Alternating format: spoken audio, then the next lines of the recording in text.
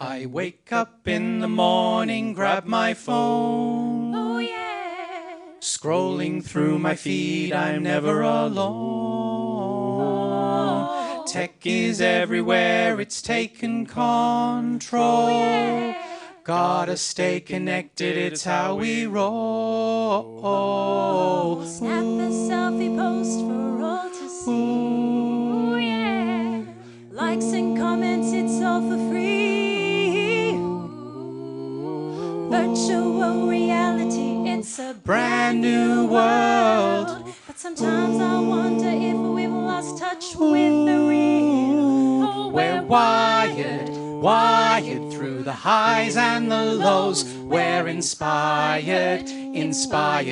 We're connected in this digital age. Technology's accepted. Accepted.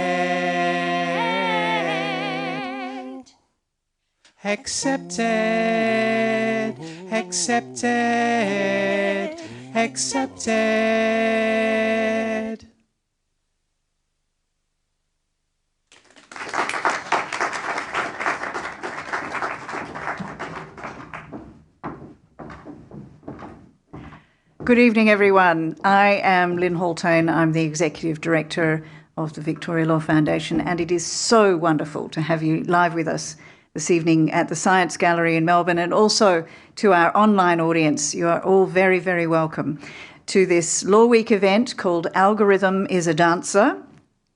Some of you may have twigged to the 90s music reference in the title, and if not, you'll probably know it if you hear it. So go home and Google Snap. It's a 90s band. They had one hit, and it was called Rhythm is a Dancer, which is where we twisted our title from. Tonight, though, we opened with a global debut of an entirely bespoke piece of music called Wired Connection, crafted and performed by our very talented friends at Bottled Snail, and written by, you guessed it, AI. It was written on an app called Suno AI, and the search terms were a song about technology, simple a cappella in a pop style with no percussion. So that's what we got. We will hear more from Bottled Snail later, and I think you may be able to tell the difference between the AI-generated tune and the human-crafted one that we'll hear a little later. But it's on the march, and I think to be able to put that in and get it out in a few minutes or less is where we're at in terms of the leaps and bounds of artificial intelligence. Let me first acknowledge the traditional custodians of this land, the Wurundjeri people of the Kulin Nation. We recognise their abiding connection to this land, its waterways and community, and that the lands were never ceded. It's my privilege to pay respects to their elders and to all the generations who have nurtured this land for over 50,000 years and continue to do so, and to extend that respect to the elders of all the lands you might be joining us from this evening, and to any First Nations people we have with us. As we know from Yurok and other truth and reconciliation experience around the world, acknowledging the past is an essential step in building a better and more equitable future. We recognise the impact of colonisation, its legacy of injustice, and the marginalisation of Aboriginal and Torres Strait Islander peoples. At the VLF, we aim to break down the barriers to justice for all Victorians through our work in research and education and grants. We are committed to making a sincere and positive contribution to a better justice system for all of us, especially those who are vulnerable and in most need. Apologies to those people who were hoping and expecting to have an Auslan interpreter in the room this evening. Unfortunately, our two interpreters were at the last minute unavailable, but it is available for our live stream audience, and it will be on the recording, so hopefully that addresses the need at that stage. But let me set the scene for this evening's conversation. AI is proliferating, as we have just had ample demonstration. It's already in our lives in so many ways, seen and unseen. And that includes the everyday issues which involve the law, like housing, employment, insurance, contracts. It's all over the place. It is therefore ubiquitous and it is powerful. And as we'll hear, it has enormous capacity to do good, but also to do harm, intended or otherwise. There's so much that we don't fully understand, and we need to. This evening, we want to explore some of the ways in which AI is already in our everyday lives, for better or worse, how AI is being used on us, where we're seeing it in our ordinary legal encounters, in our dealings with providers or services or government, how it could be used by and for us, how it's being used in legal practice now, and what that means for access to justice. If more legal work is automated, will that make it cheaper and more available to more of us? And what does it mean for the education of lawyers, for the sort of people who will be practicing law and the teaching in law schools? And where could it all go? Let's speculate. What are some of the future applications which are already being considered? And then we might even take a leap into the unknown. We will also have time for questions at the end, and we're using Slido, which many of you, I'm sure, will be familiar with already. If you're not, all you need to do is scan the QR code if you haven't already had that opportunity, and it will take you directly to the Slido page where you can put your question or upvote other questions as you see fit. We will also be circulating with the VLF team in the room, so if you've got trouble with any of the platforms or any issues, please wave and we will come and help you. Okay, before I introduce you to the panel, I just want to define some basic terms. Artificial intelligence is computer systems that can perform complex tasks which were previously only manageable by humans, so they have moved into that domain. And these systems can be applied in a range of different ways, and they expand daily, but they include things for our purposes this evening, like automated decision-making and facial recognition technology and the like. Those systems use algorithms, which are basically a set of commands that solve problems. And if you remember your probably Year 10 maths, you will have come across that concept. AI algorithms can be generated in different ways. They are built on massive intake of data, which lately, and fairly controversially, includes scraping the internet of almost everything, vast amounts of text and imagery, video, all sorts. In fact, I did hear, I think about a week or so ago, that one of the major Gen AI outfits is fast running out of native content, if you like, to feed into the gaping maw of AI large models, that they're going to start feeding it AI-generated content soon, so the thing starts to eat itself. There's so much discussion already about bias and the potential for discrimination as a result of the content and the databases which feed the algorithms, because the old adage holds, garbage in, garbage out.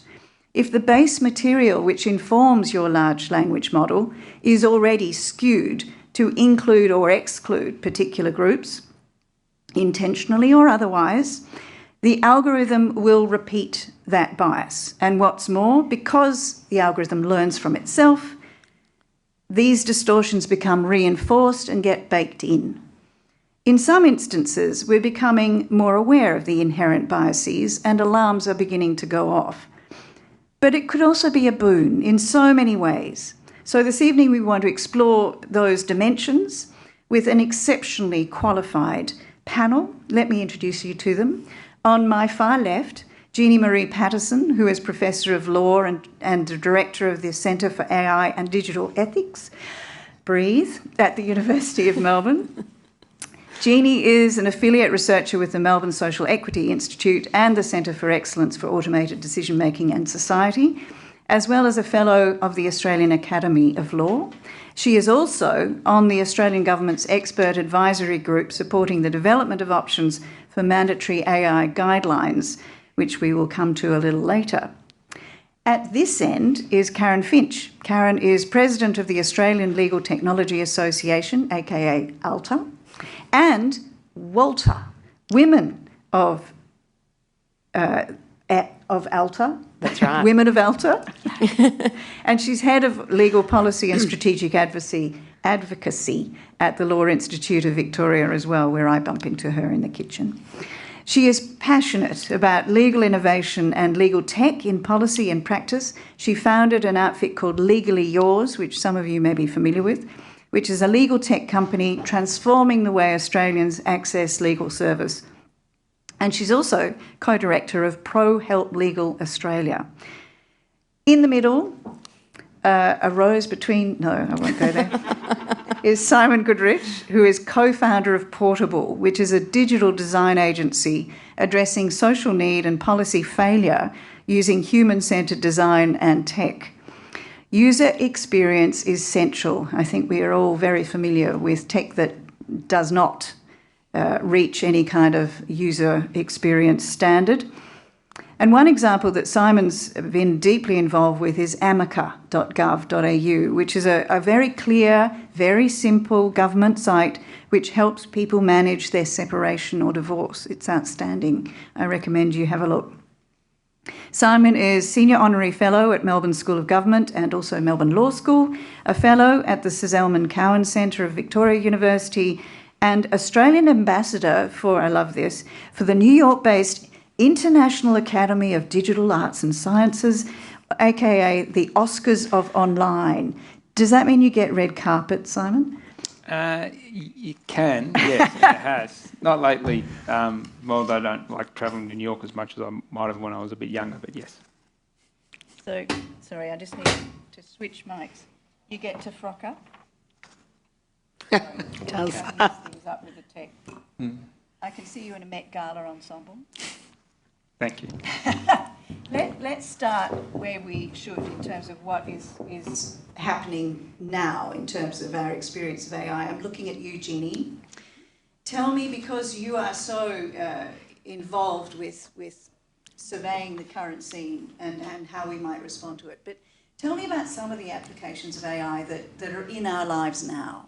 Well, I think people will know AI is absolutely everywhere in our lives at the moment, for better or worse, in everything we do. So it's on our mobile phones.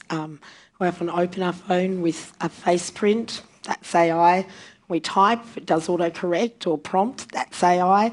We go onto social media. That sends us material or advertising. That's AI.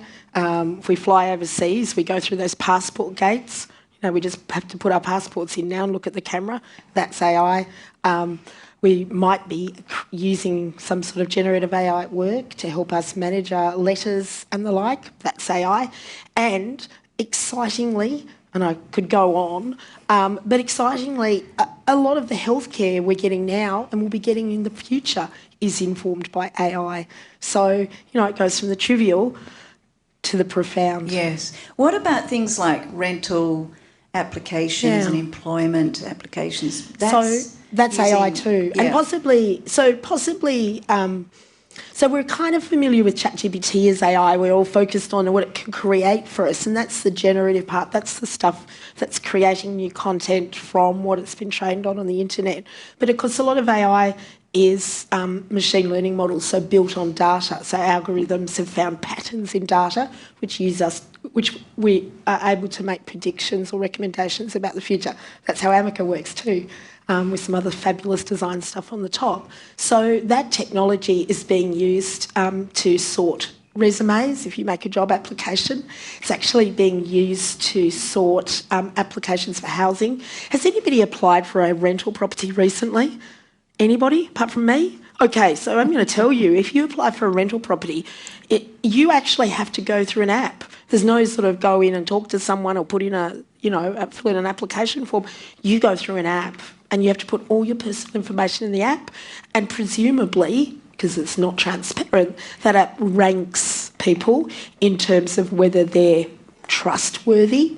If If you apply on Airbnb, you probably also get a trustworthy ranking there. There's been some groups that have been excluded from Airbnb.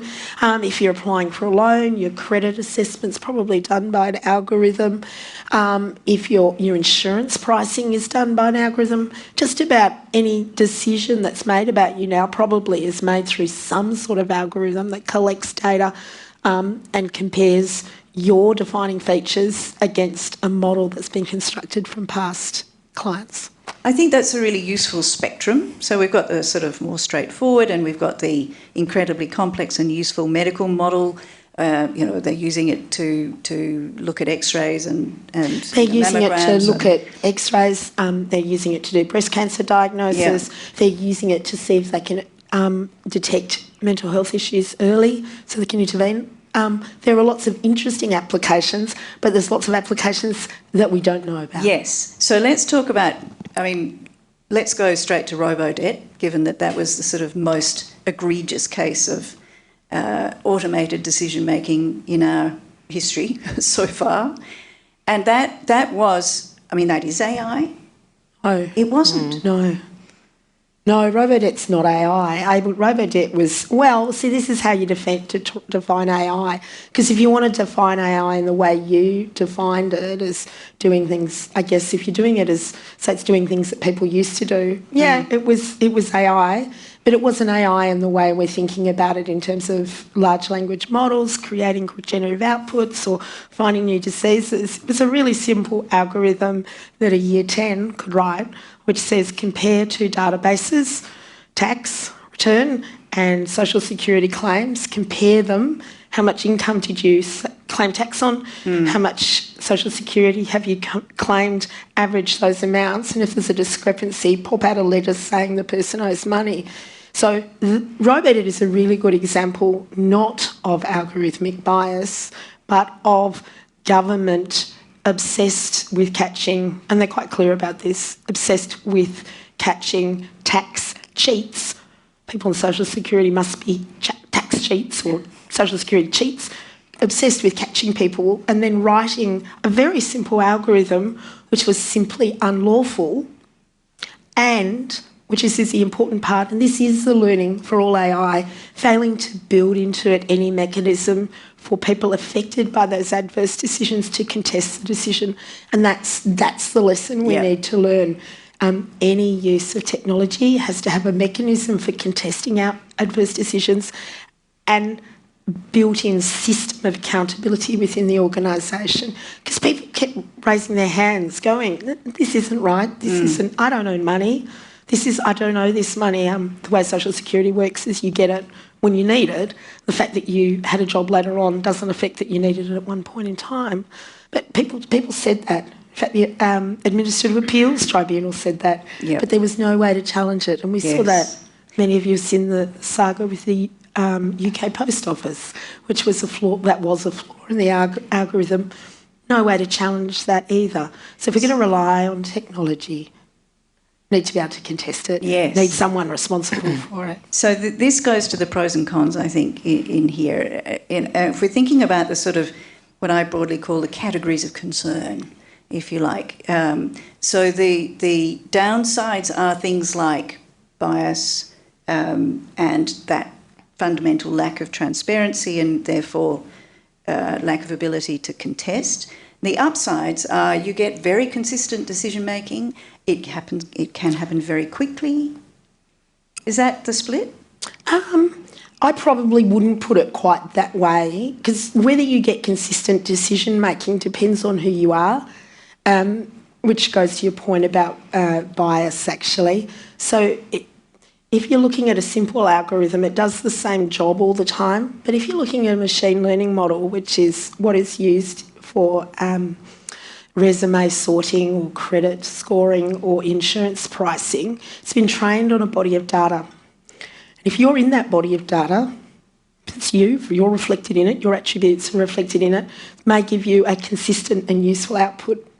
But if you're somebody who that algorithm doesn't recognise because you weren't counted, then it won't work for you. So the consistency point depends.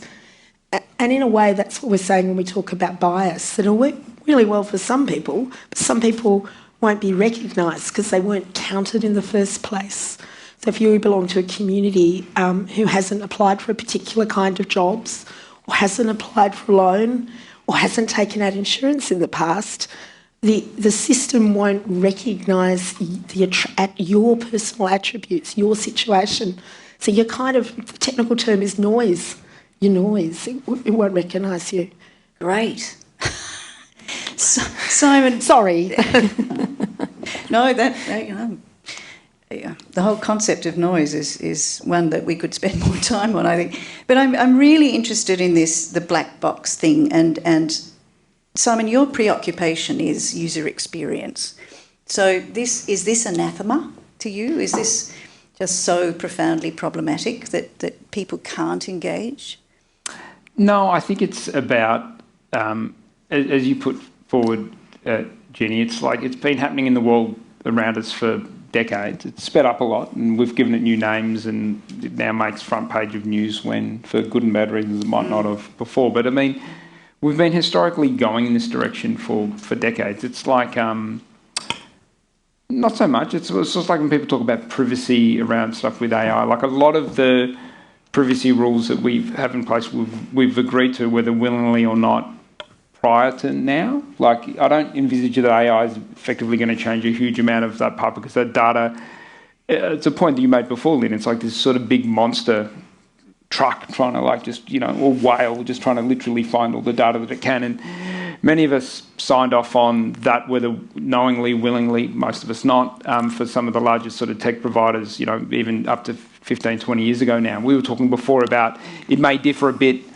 for generations, but we as a society for more public-based data have sort of got to that, which is effectively feeding some of those models. So, I don't think you can put that back in the box. I think where it's looking about, well, from a user experience point of view, how do we improve that for people? How do we actually turn that into a force of good? I'm always a glass half full type of person, and I do think there are positives out of this, especially in areas like law. And even looking at the reports that your organisation put forward, Lynn, about how, the vast majority of Victorians and through that Australians and through that most people in the world just are being totally underserviced for their legal problems and matters, don't necessarily know what they are. So how might we use technologies like this to be able to fill the gap? Because I'm of the belief that the legal network itself hasn't solved it. And with the current models and ways of working with our technology, I don't think would be in a position to solve it too. So how do we get it into a position to do that?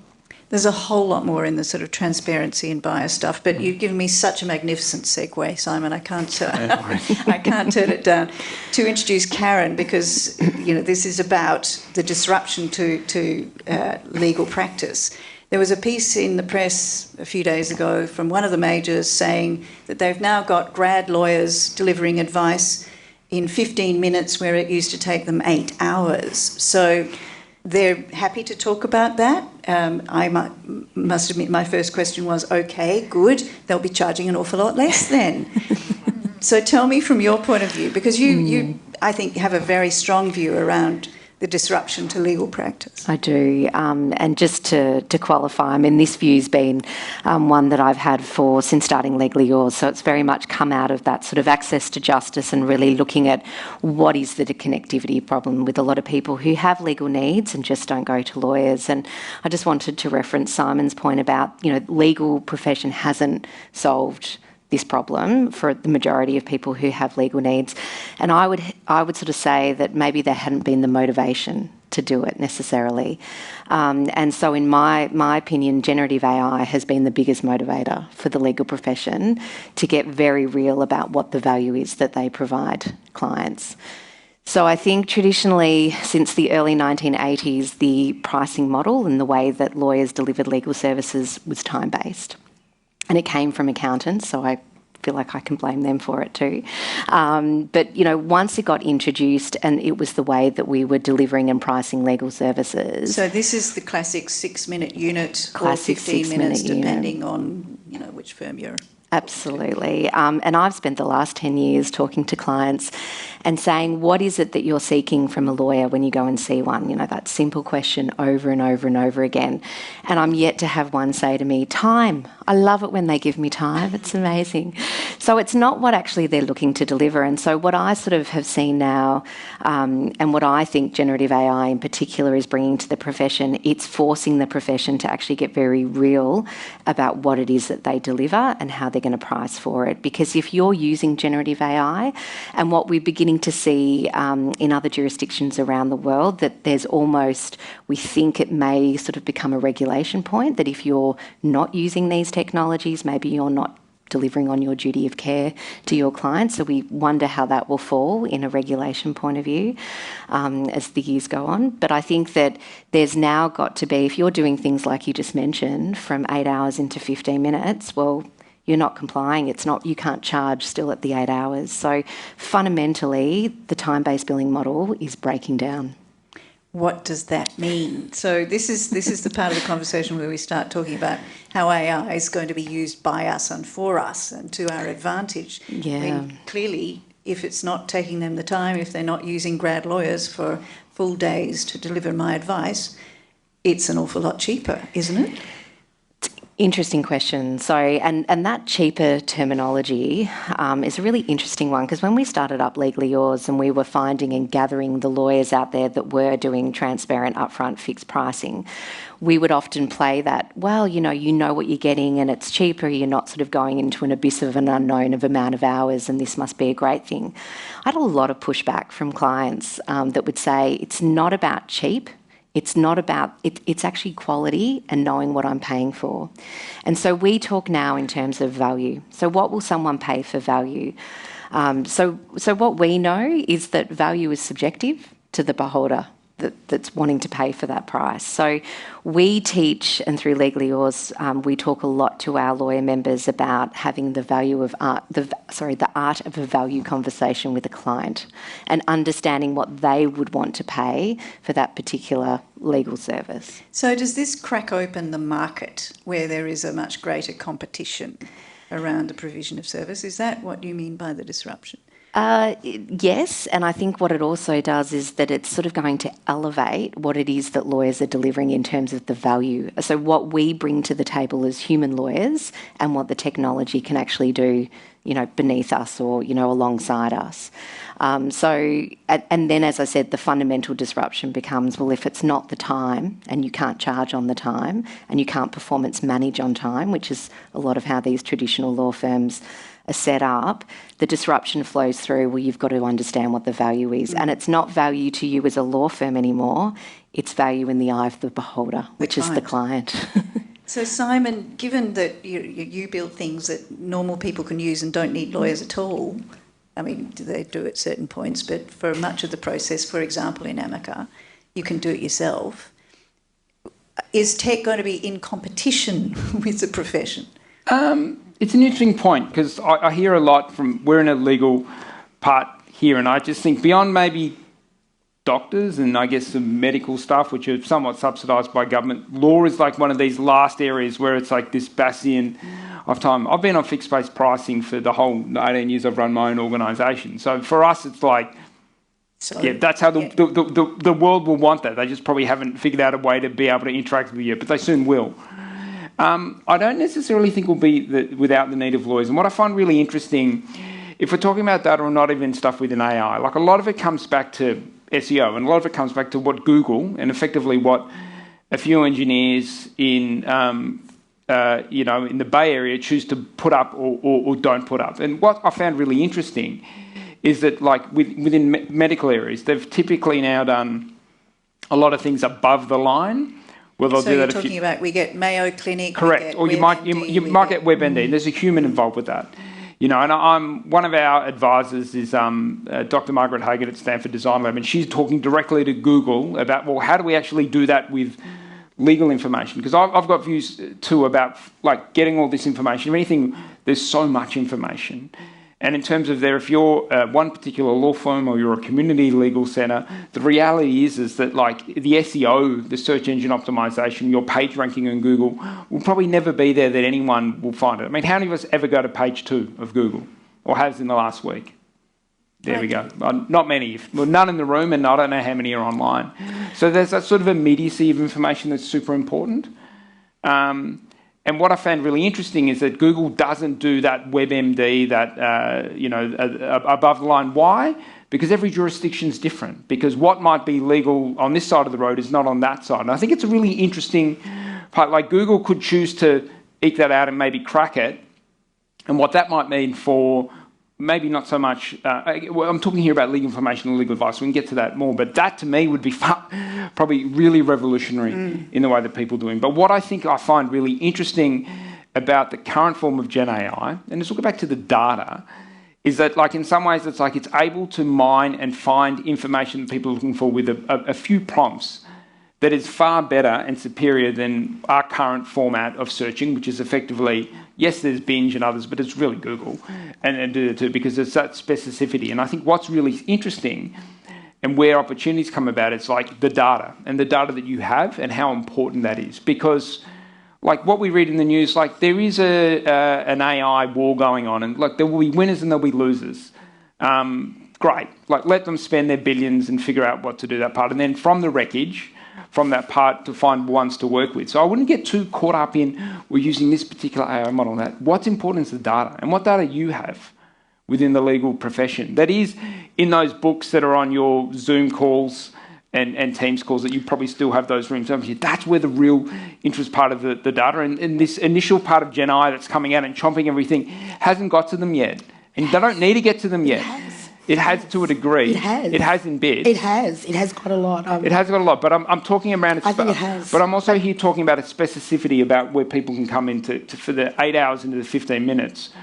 I'm framing this more as an opportunity for you as a sector to say, what's important is the data and how you interpret that and what you look at the data, because there is that part there where I think will be super important. So in terms of doing us out of a job, potentially, but like everything will be dynamic. I mean, last time I looked through your reports, there's a lot more problems to be solved than people solving them. So I'm not too worried about being put out of a job anytime soon. Jeannie, what? I'm an academic, so you can sort of discount. I mean, I often get the comment, well, now we'll go to the land of unicorns and fairies, which is me. So, take what I take with a grain of salt. So my comment would be that ever since Susskind published the first of Richard Susskind's books on the legal profession, there has been discussion about how technology will bring down the cost of legal advice and how technology will make legal advice more widely available. And there are very few examples of that. I actually love Amica because that's the one I can hold up in class and go, but there are very few examples of that happening. So I'm not convinced. I think, Karen, I hold you up as well. Legally Yours is another good example. So I have the two outliers on the stage with me. But generally, it hasn't happened. And what I'm going to say about ChatGPT or generative AI as a disruptor is it's really expensive. Really expensive. So a law firm who is thinking about how they use generative AI at this point of time has quite a big financial investment if it tries to go down the pathway of using one of the more refined models, which is a legally trained ChatGPT as opposed to in the wild ChatGPT. And that investment is huge. So the idea that the cost will come down in anywhere in the near future, I just worried it won't. The other concern I have is the fact that large law firms or law schools are using this technology doesn't make it available to community legal centres or suburban law firms. And that's my concern, that there's lots of potential, but how do we make sure that happens? And the answer is, I think these two people have given it, is that people need to decide that it happens. It's not going to happen by itself. be my point. If I can just whack on my Australian Legal Technology Association hat just for the moment on Please. that. You know, I think what's really exciting is that we are seeing a lot of Aussie legal tech providers that are starting up, and particularly in the last sort of 6 to 12 months, that are focusing on the CLC and the not-for-profit sector of how they can use these technologies and building them specifically for the legal domain. But I agree with that. And in Yeah. fact, people upstairs in the engineering faculty here, and Faculty of Engineering Information Technology here, are doing that. Yeah. And they're building that, and they're spending thousands of hours doing that. But the development that's going on at the top end of the market Yeah. is just profound. It's still outstripping what's happening down here. We at the law school don't have access to state-of-the-art legal tech Yeah. that the law firms have, Yeah. which I think if we don't have it, well, who else has it? I mean, we don't necessarily need it, to be honest. But you know, and the other point I'd make is that the error factor.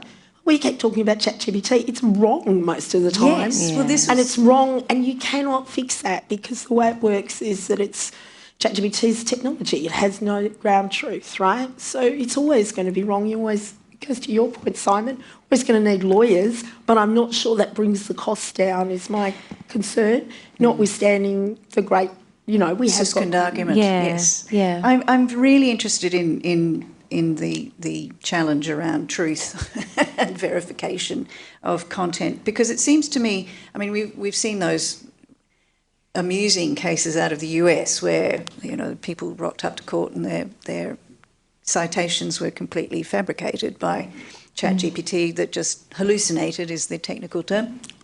But it's not hallucination, because hallucination suggests you're on drugs, right? I know what the truth is, but I had a drink or something and I hallucinated, I made something up. ChatGPT works by combining, it's identifying word clouds. It's not actually giving legal advice. It's trained a large amount of language to identify the correlations that occur within language. So the way it works is that each word has a number of words that are associated with it. So when you prompt ChatGPT, it gives you the words that are associated, and that there's no concept of truth, ground truth there. So, But I suppose my concern then is, what's the level of trust in this sort of technology? I mean, we're sort of getting swept along with it, but there have been instances where it is, you know, clearly untrue, unreliable. Where do we keep the social license here around that sort of methodology? I mean, in some ways, it's just this like engine, and it's a very powerful engine that we're starting to navigate. But it's also what it sort of fits within and doing. That's why I've always thought, I'm always of the view within like the best people to be making this change are the people already here doing it, because they have that level of trust. Governments, firms that have established themselves in that component. As I said, there are and will be AI wars. Let them play out. But then, you know, how do you then attribute to that? Would amica.gov.au be as powerful if it was called portable divorce? Look, unless we were willing to spend $30 million on getting market share, which we weren't, and nor should we have, there is value in existing orgs that do this work. That's a lot of our work. How do you support the existing people here where there have been decades, centuries of trust, and technology is an overlay on top of it? But that's almost my point. It's not going to happen by accident. It's going to happen by work. I think it will happen by design in there, and maybe it isn't going to come. If you've been billing crazy amounts of money on 6 minutes, of course you're not going to change that part. And please don't take this the wrong way, legal sector. I've been always very underwhelmed about what innovation means to you folks in general. But ChatGPT is a threat, and is a genuine threat to that model. And I think it will be those firms that do see that and look to change some of their parts that will be the ones that will win out. I don't necessarily think it's new firms. It could be, but the amount of millions you have to spend to give to Google to get up the names you want and so forth, knock your socks off. But for those that could look to change part of their model and to be able to have technology with an overlay of their brand and their technology, I think they're the ones that are going to win. And it will happen, and it will happen sooner than you think. Will we be able to counter the problem around retrospection? Because that's, I mean, AI, generative AI is looking in the rearview mirror. It doesn't deal particularly well with amendments or new legislation because it's The answer is yes. part of the system yet. I'm of the view that like that might be the job of the lawyers of the future. Like, I don't envisage this is going to be automated. A new judgment comes around that part. Where you will win is your ability to know what to do with that. So it's different from being an engineer that happened to stumble on this and you'd be in the Bay Area or be based in Chandigarh. If you're a lawyer with like X amount of experience. Sorry, I just realised I've got to slow down for the Auslan, pardon me. With X amount of experience within Australia, that's where you can provide value. That could be the job that you're doing in 15 years or less. And back to the point about value-based pricing, that's the value. Because we do have these very powerful technologies. If you as lawyers can be the interpreters and provide that level of trust, well, that means that like they're super valuable, right? In the past, like if the market isn't going to pay for you to do 8 hours of discovery and expect it in 20 minutes, potentially you could be doing 15 to 20 times, I'm not saying necessarily, the people that run the law firms would love that. Maybe you do 10, but you could be so much more productive. And yeah, I'm a glass half full person, you can tell, but that's where I think it could be going. But I think it's really interesting, these points, and I'm loving listening to what you're both saying, because I think trust is this big thing. And when you think about the legal industry, it's predicated on a lot of trust. And also, I guess, clients built up mistrust of the profession as well that's happened. And I think generative AI and how that's kind of sweeping through in terms of really, as I mentioned before, making lawyers get very real about what they do, what they deliver, how they deliver it.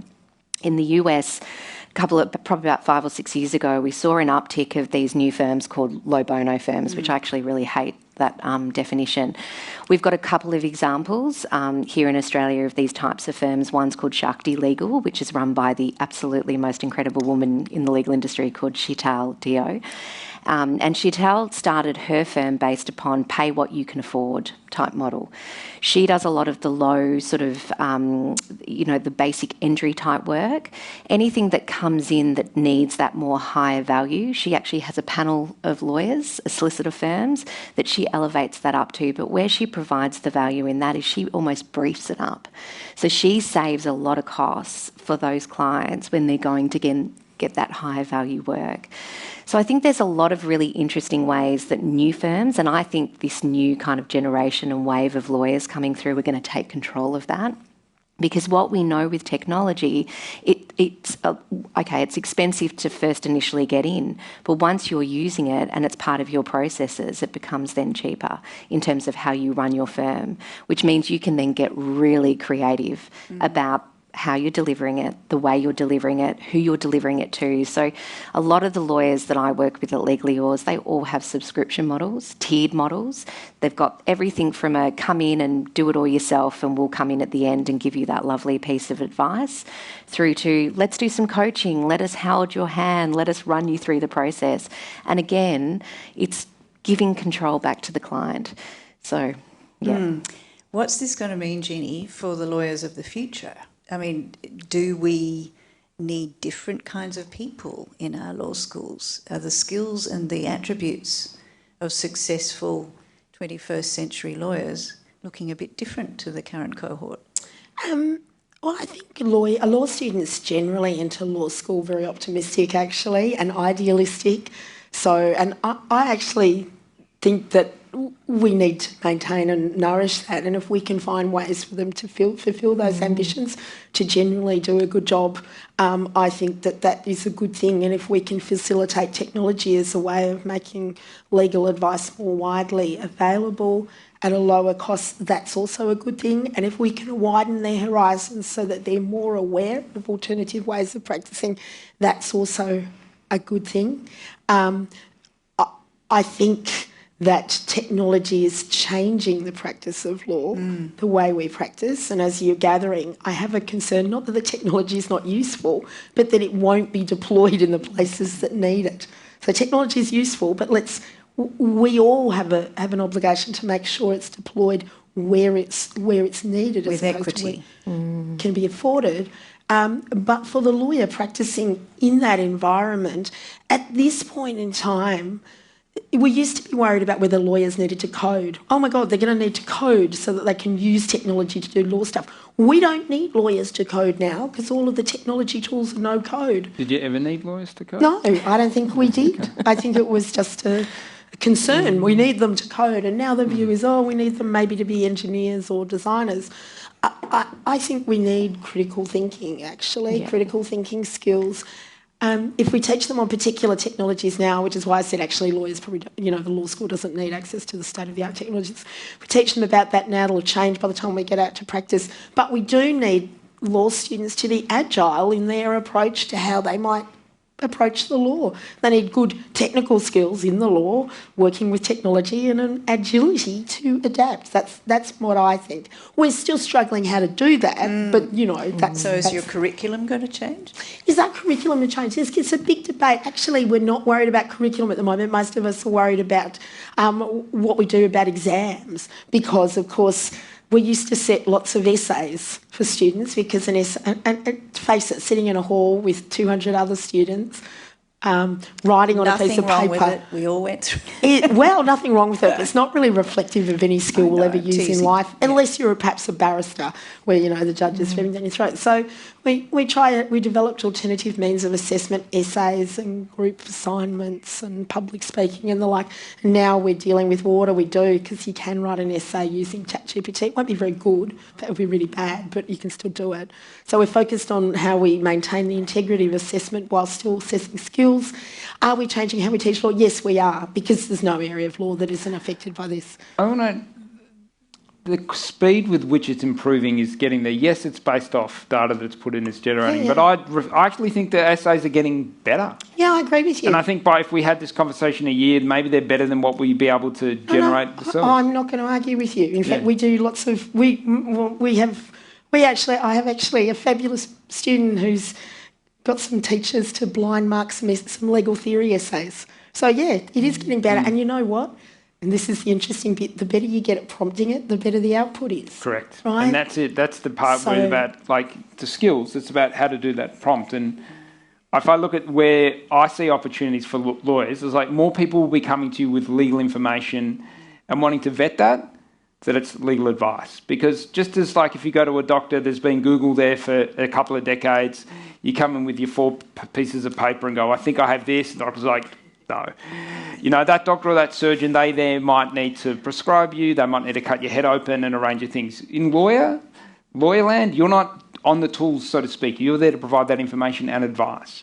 So my thought would be, if you're a lawyer of the future, how are you navigating that? How are you, not coding, but prompt engineering, being able to bring up that part, or when people are coming with more and more information, and maybe they're not hallucinating, but they'll certainly be confused because there's so much that the people are getting to act to.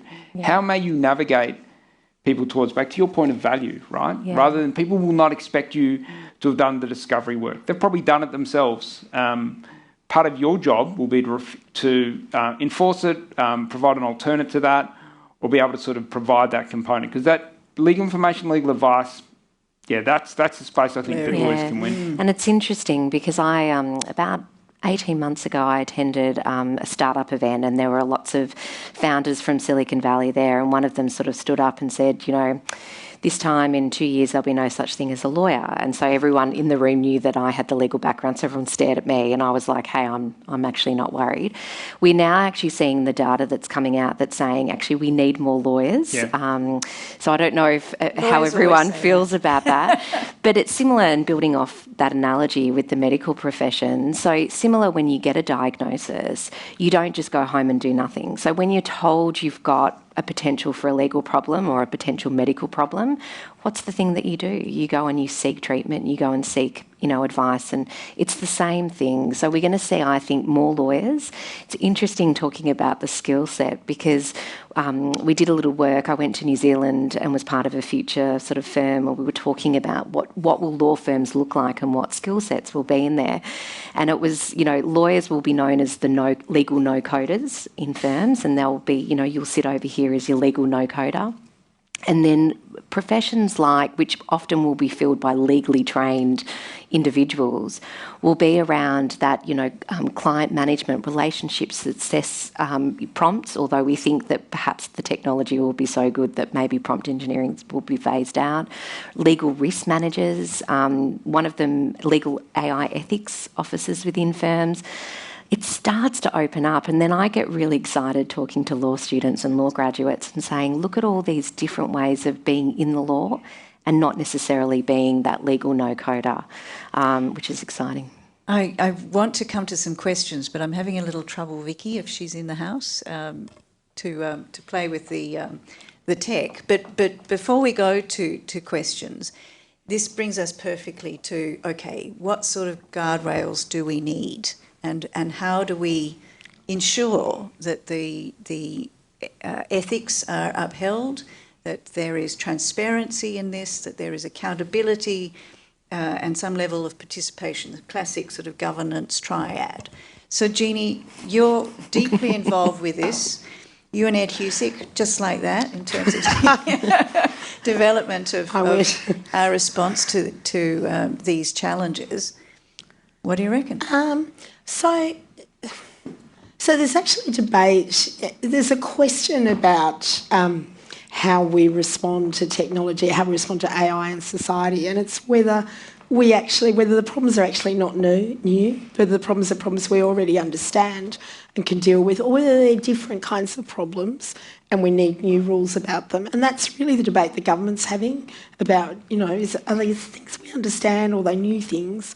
That's sort of battling out, I guess, at the level of law reform. It'd be interesting to see where that lands. Mm. What we do know, though, is that there's some things that we need to see embedded in any organisation that's using technology to make that technology trustworthy. We don't want people to trust, we want the technology to be trustworthy.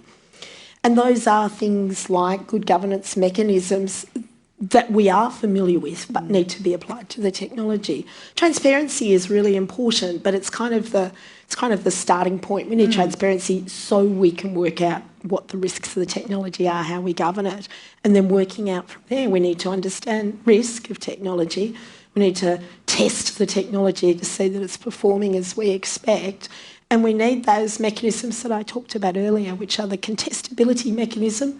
People who are affected by the technology can raise concerns. Those might be people in-house. They might be the people that are in the organisation using it, going, this isn't working the way I want, or I'm a bit worried about this, or I can see a better way of doing it. And then we need strong accountability mechanisms built into the organisation. I'm an optimist too, so I'm going to say we do know how to do this. We need to be committed to doing it. And, just because I know Simon loves this point, we need privacy law reform. Do you want to pick that up, Simon? No, for nature of, I'm cognizant there's questions that you'd like to get to. Well, in fact, the questions are all around regulation. And I could have read the first question instead of asking my own in terms of Ed Husick and the task force, which ends with a much better phrase than I came up with. Is that possible, i.e. a framework around AI, or has the algorithm danced away? Which is very neatly put. But I think you're maintaining that we can do this. That I think reasonable governance is as old as, organisations. But the application to a very fast-moving technology is, I think, Except that the technology, yes, the technology is changing quickly, but it's changing in how it's packaged and made available to us. I'm not sure the underlying technology is changing as fast. That's the first thing. I was going to say, are there still... I'm interested in that thoughts from the privacy side, because my reflections from chatting with people is in that was the debate of 10, 15 years ago, and we effectively let that one go. And we can probably make some rearguard actions to change it. But a lot of the privacy stuff in terms of what we share with large tech giants has sort of happened now, and it happens at a global level. How might we do it? I mean, I think, is it our own individual blockchains of our own data? I'm interested in your thoughts on that one, Jeannie. Is it if we were reframing this in 2008, we might be in a stronger position. But in 2024, have things sort of run away already? Yeah, I think the data's run away, but I think we're starting to understand the dangers with oversharing of data, and I think sort of the national security question about too much data sitting around in ponds or whatever you want to call moats or whatever you want to call them. We're really becoming aware of that. So that's starting to make us really understand why we might think less about data. We We're much more suspicious about the roles of digital platforms and starting to think about the responsibilities I have. So everything we've talked about is about the user. The user's giving away the data, the user's having their data taken. Actually, current law reform is saying put the responsibility on those companies, which are the intermediaries, the gatekeepers of the data. So what I'd say is, yeah, the horse has bolted. An individual can't possibly manage their own data in their life any more than they can vet an AI, but they shouldn't have to. We should be putting quite strong responsibilities on the companies that are accessing and using the data. And to use that medical analogy, which I love, before medical products hit the market, they have to go through the Therapeutic Goods Association, and then they're subject to ongoing regulation. Now, sometimes that doesn't work. Sometimes bad things happen. The pelvic mesh case that was recently decided in Australia is a good example of where TGA, Therapeutic Goods Regulation, didn't work. But most of the times it does work. And in fact, that case was a victory in some ways, not for the poor women whose lives and bodies were sacrificed, of course, but in some ways that case shows that this process works. And that's about putting responsibilities on the organisations that are using data, producing AI, as opposed to making every single individual responsible, which is just inefficient and wrongful. But what I'm interested in too is that the other point is where people find medical information now, there's probably maybe 4 or 5 engineers that work out of Google's head office that determine which of those medical records go higher. And Google, publicly traded company, very much keeps its search engine going back 25 years very close to its chest. So I'm interested in, like, I understand a point of view of, like, there'll probably be more rules that who we share data with and how, but back to that transparency, how do you think these large companies... You're assuming that people are still going to be using search engines to find money, to find information. Actually, most people are using apps now, and those apps... there's a conversation about whose app you use, but actually the apps, if you want to find out, say, for example, I'm worried about a growth of my skin, or I'm worried about my mental health, or I'm worried about my fertility, there are apps for that. Now, some of those apps are just data-sucking vultures who should be banned and thrown into the sea. But some of them are developed by really responsible and reputable companies, like universities. And so that if we can choose reputable providers of information, or same in the law. Your firm, for example, don't Google it, go to Legally Yours, or, like... Point I'd make is that I think we as a society, culture and public regulations have a fair way to go before having that ability to navigate between what is reputable and because you're right, maybe in 2 or 3 times we're going to use search engines, but we're using an app. The app company isn't obligated to tell us how it's using how it's doing that. Well, it is actually, because that's what regulation in the EU But this is also between that bit between when we move from legal information to legal advice, and how to navigate that. Because I think there's one thing, how we sort of... Yes. Anyway, I've spoken enough on that. That's a whole separate conversation, I think, that distinction between advice and... That's next year's conversation. So how do we navigate the Australian preoccupation? But there are a couple of great questions that I would love to put to you before we wrap. This one's had a number of upvotes. The law and its language has been a self-protecting guild that has ensured that power and knowledge has remained with the legal class, and won't AI make it worse? It could go either way, it seems to me. Thoughts? Could go either way. I think the choice is ours. I just think the choice is ours. It is up to us. Like, I recall our children's. Someone was saying, like, where I could go nuts is that, like, it might favour the bigger companies, because in the past, if you wanted to litigate with someone, you had a bar that was X amount. With AI, that could really drop. So you could be chasing someone for $2 and use AI, and it might make sense to do that. So that's sort of the evil potential way of it. I think it's really up to this room and others who are wanting to make the part. I think there is a big demand for services that work. You've done that with the work that you've done. So I would encourage those who are thinking about what to do in the next 5 years that if you build something and you can provide that level of trust and the AI will work itself out, then people will come. And that's where I think I'd be putting efforts in if I was a young lawyer thinking about what I want to do with my life.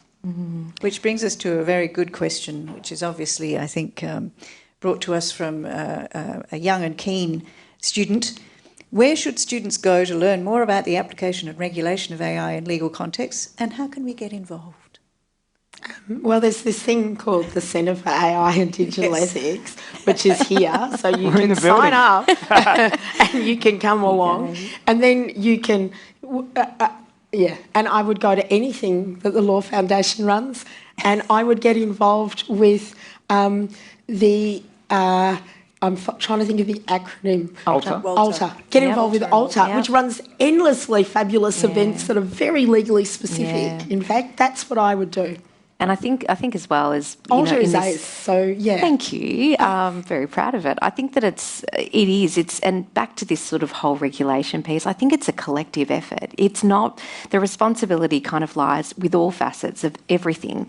I'm a big proponent of the profession, the law societies, all the courts, the technologists, we all need to be involved in this together. It's no point having, I think traditionally when the legal profession have looked at technology, it's been you're the outsiders. You're the non-legal professionals, you're the non-legal people over here, and we're the legal. And I think that's the barrier between that has to come down. We have to work together. We have to understand the technology in order to know how to regulate it. And I think that's kind of where it needs to head in terms of this piece. So really getting everyone in the room to really understand what it is that the technology is doing, and then we will understand how to regulate it. Well, we've got people in the room tonight, virtually and in person, and I think we've done you have all done a sterling job in sort of opening that up. So thank you very, very much. Please thank our panellists tonight, Jeannie Patterson, Simon Goodrich, and Karen Finch for joining us this evening for this Law Week event. Cheers. Thank you. Well done, Nick. And I think we have a final performance from our dear friends at Bottled Snail. So whilst they make their way to the stage for their second song, can I also offer my great thanks to my splendid Law Week squad, Vicky and Nikita and Isabel, and I think Nick's here too, and certainly to Dan and Eugene too, who do all the videography and photography. To our really tremendous new friends at the Science Gallery for the venue this evening, but particularly, I think, to our dear and very talented singers this evening from Bottled Snail. And they're going to conclude formalities tonight with a rendition of Florence and the Machines, Dog Days Are Over. Oh my God. Arranged, arranged by a real-life barrister, Alice Waldall, who made this arrangement. And as we were talking earlier, I think you will hear the difference between the AI-generated tune that we heard first up and the human construct that we will hear to wrap our proceedings. Thank you all so very much indeed for coming, and safe home.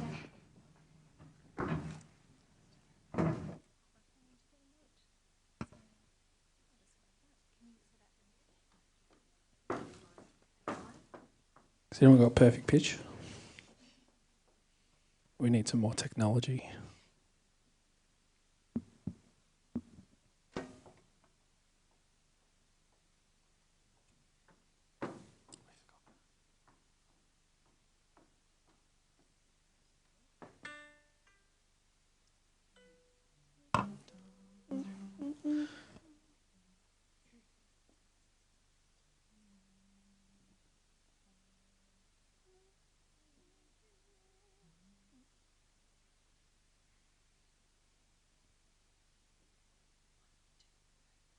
Da da da da.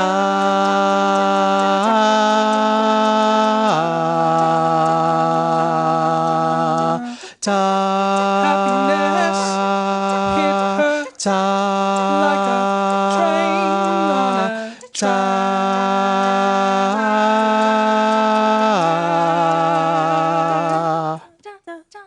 coming towards her, stuck still, no turning back.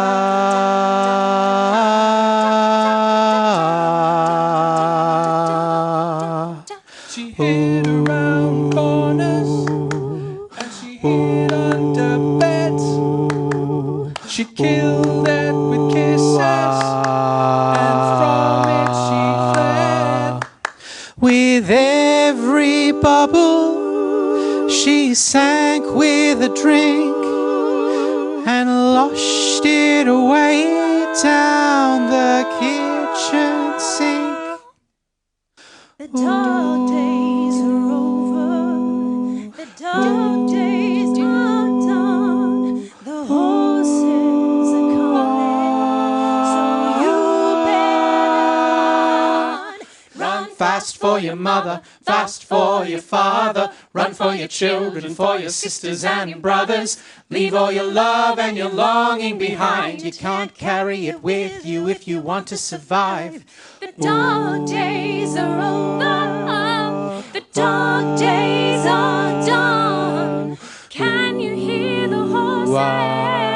'Cause here they come.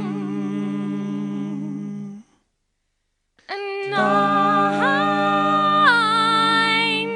never wanted anything from you except everything you had and what was left after that too.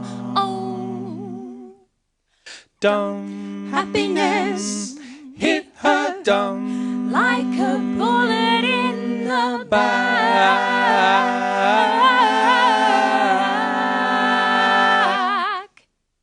dumb Struck from a great height dumb by someone who should know better than that. The dark days are over. The dark days are done. Can you hear the horses? 'Cause here they come.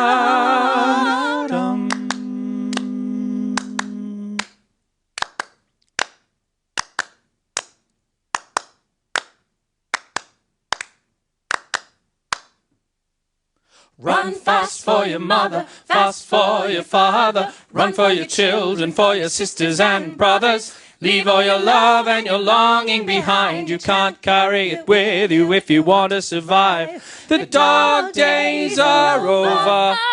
The dark days are done. Can you hear the horses? 'Cause here they come. The dark days are over. The dark days are Still no turning back.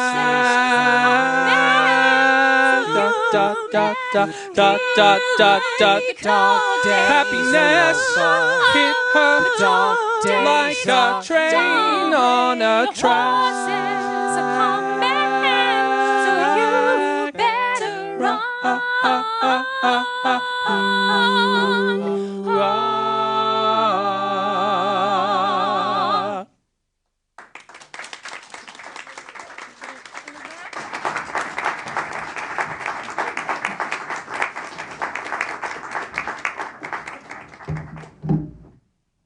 That's the end of our proceedings. Please avail yourself of a glass of wine or a bit of cheese on the way out, and thanks again for being part of Law Week 2024. See you again soon. Bye.